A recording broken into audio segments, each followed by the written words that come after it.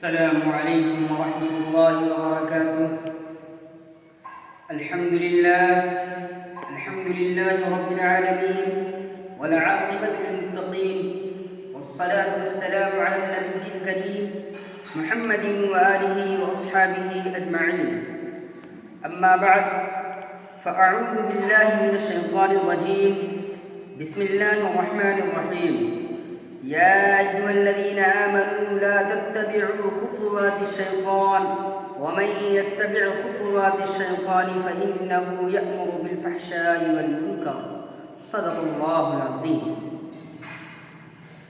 تاب کے خواب تغافل میں رہے گا مسلم، تاب کے خواب تغافل میں رہے گا مسلم، ہوش میں آ کے ذرا دیکھ تو پستی اپنی، پائے تحقیر سے ٹھکراتی ہے دنیا تجھ کو، اور تو بھول گیا قوم پرستی اپنی.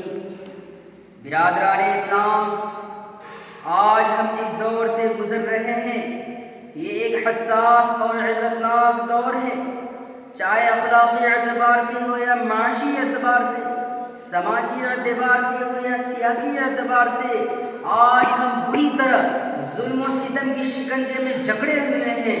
ہماری مسجدیں مندروں میں تبدیل کی جا رہی ہیں، ہمارے حقوق پامال کیے جا رہے ہیں، ہمیں پائے تحقیر سے ٹھکرایا جا رہا ہے، ہماری زمینیں غصب کی جا رہی ہے، غرض کہ ہم پہ ہر طرح ظلم و زیادتی ڈھائے جا رہے ہیں.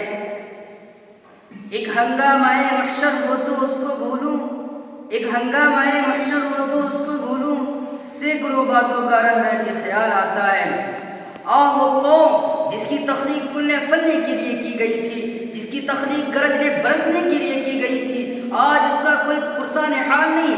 وہ قوم جن کو پھلنے کے لیے اس دنیا میں بھیجی گئی تھی، آج وہ خود چاہے ضلالت میں گری پڑی ہے. برادران اسلام، آج ہم اپنی آپ بیتی کو یاد کرتے ہیں تو ہمیں رونا آتا ہے. جب ہم اپنے حالات و کیفیات کا جائزہ لیتے ہیں تو قلب مضطرب اور بے چین ہو جاتا ہے. آج ہماری قوم روس کی رہنے والی ہو یا امریکہ کی، چین کی رہنے والی ہو یا جاپان کی، عراق کی رہنے والی ہو یا ایران کی، ہندوستان کی رہنے والی ہو یا پاکستان کی، چاہے کسی بھی خطہ کی رہنے والی ہو، آخر کیوں وحشت و بربریت کا شکار ہے؟ ہم یوں کی سہمے نظر آتے ہیں. کیا اللہ کا وہ وعدہ وَلَا تَهِنُوا وَلَا تَحْزَنُوا وَأَنْتُمُ الْأَعْلَوْنَ إِن كُنتُم مُؤْمِنِينَ ہمارے ساتھ نہیں؟ کیا اللہ نے ہمیں خیر امت کے لقب سے ملقب نہیں کیا؟ کیا اللہ نے ہمیں اشرف المخلوقات نہیں بنایا؟ کیا قرآن و حدیث ہمارے ساتھ نہیں؟ آخر ہم بھی تو اسی اسلام کے ماننے والے ہیں جس اسلام کے ماننے والے پہلی صدی کے لوگ تھے. اسلام نے ہی حضرت ابو بکر جیسے مخلص، حضرت عمر جیسے جری، حضرت عثمان جیسے پاک باز، حضرت علی جیسے شجاع، حضرت ایوب جیسے صابر، خالد بن ولید جیسے جنگ آزمودہ، صلاح الدین ایوبی جیسے فاتح بیت المقدس، محمد بن قاسم جیسے فاتح سندھ، اور شاہ اسماعیل جیسے دشمن کفار پیدا کیے. آخر ہم بھی تو اسی اسلام کے ماننے والے ہیں، لیکن ہماری دعائیں کیوں اثر نہیں کرتی؟ اس کی کیا وجہ ہے؟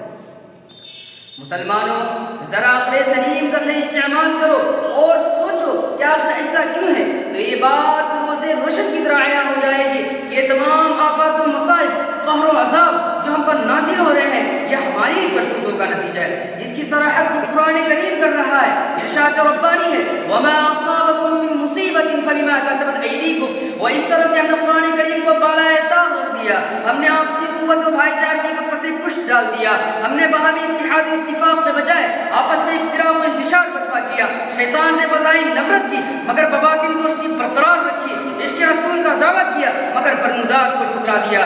ہم مردوں کو روز دفن کرتے ہیں مگر اس سے سبق حاصل نہیں کرتے ہیں، جہنم سے ہمیشہ خوف کھاتے ہیں مگر اس سے بچنے کے لیے عمل صالح نہیں کرتے جو کہ حصول جنت کا ذریعہ ہے. مٹا دی ہم نے جو اسلاف سے میراث پائی تھی، کہ مٹا دی ہم نے جو اسلاف سے میراث پائی تھی، سریا سے زمین پر آسمان نے ہم کو دے مارا.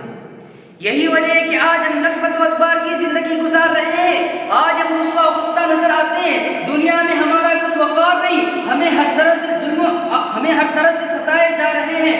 مسلمانوں، ذرا یاد کرو اس زمانہ کو جبکہ ہلالی پرچمبا میں عروج پر تھا، یاد کرو اس وقت کو جبکہ قیصر و کسریٰ کسی سپر طاقت حکومت ہم سے آواز باختہ تھی. دنیا ہمارا تذکرہ سن کر لرزہ بر اندام ہو جاتے تھے، دنیا ہماری شہرت و ناموری سن کر محبوب الحواس تھی. کسی نے کیا خوب کہا ہے کہ تھی کون سی جگہ یا سایہ نہ تھا ہمارا، تھی کون سی جگہ یا سایہ نہ تھا ہمارا، دونوں جہاں میں یارو آباد تھے تو ہم تھے، تعمیر دو جہاں کی بنیاد تھے تو ہم تھے، دیکھا پرکھ پرکھ کر آخر نظر پڑایا، گر نقد تھے تو ہم تھے، نقاد تھے تو ہم تھے، غرض کہ ہم نے جدھر بھی رخ کیا فتح و ظفر نے بڑھ کر استقبال کیا۔ مسلمانوں ذرا غور کرو کہ ان صالحین میں وہ کون سی ایٹمی طاقت تھی جس سے ساری دنیا پر وہ قابض تھے، ان کے پاس وہ کون سا اسلحہ تھا جس سے کائنات عالم ان کے زیر نگی تھا؟ نہیں مسلمانوں، ان کے پاس کچھ نہیں تھا، ہاں تھی تو صرف ایک چیز، ایمانی جذبہ، قرآن تعلیم، باہمی اخوت و بھائی چارے کی۔ اسی سبب وہ جو بھی کام کرتے تھے قرآن کی روشنی سے کرتے تھے، ایمان کی طاقت سے کرتے تھے، اسی سبب وہ خاص اور معزز تھے۔ وہ معزز تھے زمانے میں مسلمان ہو کر، وہ معزز تھے زمانے میں مسلمان ہو کر، اور ہم خوار ہوئے تاریخ قرآن ہو کر۔ مسلمانوں کب تک تم غفلت کی نیند میں مست رہو گے؟ یاد رکھو اگر تم غفلت کی نیند میں مست رہے تو تم حرف غلط کی طرح مٹا دیے جاؤ گے۔ انسانیت چیخ چیخ کر کے پکار رہی ہے کہ اٹھو اور اس ظلم و ستم کو اس صفحے ہستی سے مٹا دو۔ بحر ہے بے چین کشتی ڈال دے لنگر اٹھا، بحر ہے بے چین کشتی ڈال دے لنگر اٹھا، تاج شاہی منتظر اے مسلمان سر اٹھا۔ مسلمانوں قل ان صلاتی و نسکی و محیای و مماتی للہ رب العالمین پر عمل پیرا ہو جاؤ، واعتصموا بحبل اللہ جميعا ولا تفرقوا کو اپنا نصب العین بنا لو، انما المؤمنون اخوة کا عملی تفسیر بن جاؤ، اور اس کے ساتھ اعلان کرو کہ باطل سے دبنے والے اے آسمان نہیں ہم، کہ باطل سے دبنے والے اے آسمان نہیں ہم، سو بار کر چکا ہے تو انتہا ہمارا۔ اے مسلمانوں اگر ہم اپنے اللہ کے سامنے سجداری کی رضی ہو کر سر بسجود ہو کر مغفرت طلب کر لیں تو انشاءاللہ ہمیں ہمارا خالق ضرور معاف کرے گا، ضرور وہ ہمیں دامن عفو میں جگہ دے گا۔ جیسا کہ شاعر مشرق نے کہا ہے کہ نہیں ہے نا امید اقبال اپنی کشت ویرا سے، نہیں ہے نا امید اقبال اپنی کشت ویرا سے، ذرا نم ہو تو یہ مٹی بڑی ذخیرے سے ساقی ہے، اور قرآن کریم بھی اس پر دال ہے۔ چنانچہ ارشاد ربانی ہے ان تنصروا اللہ ینصرکم، اگر تم خدا کی مدد کرو گے تو اللہ تعالیٰ تمہاری مدد فرمائیں گے۔ میں انہی چند باتوں پر اپنی تقریر کو ختم کرتا ہوں۔ وآخر دعوانا الحمدللہ۔